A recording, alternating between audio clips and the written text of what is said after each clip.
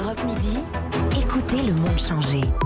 Patrick Cohen. Bonjour Marie Dosé. Bonjour. Avocate pénaliste au barreau de Paris, on vient d'évoquer la proposition socialiste qui vise à renforcer la loi contre les violences sexuelles sur mineurs, texte qui sera discuté aujourd'hui à l'Assemblée et qui s'ajoute, on l'a dit, à d'autres propositions de réforme. Pourquoi dites-vous que tout cela est inutile ou improductif ? Mais tout simplement parce que j'ai le sentiment que nous sommes face à des propositions de loi compulsionnelles, qui d'ailleurs sont toutes motivées soit par l'affaire du Hamel, soit par l'affaire Springora, alors même que le droit existant répond déjà à ces deux affaires. Pourquoi je dis ça ? Si aujourd'hui, à l'aune du droit existant, Madame Springora et le frère de Camille Kouchner déposaient plainte, il n'y aurait pas de prescription.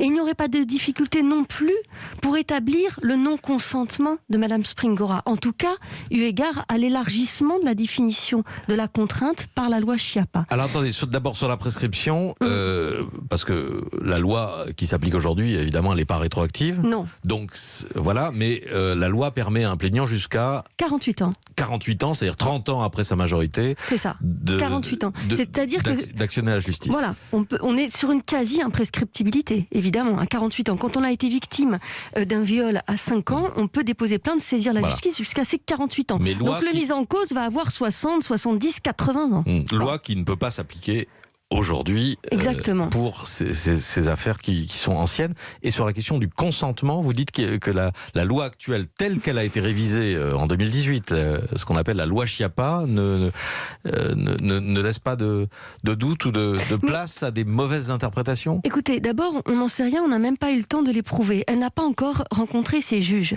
Cette loi, cette réforme, qui est une réforme importante, elle date d'août 2018.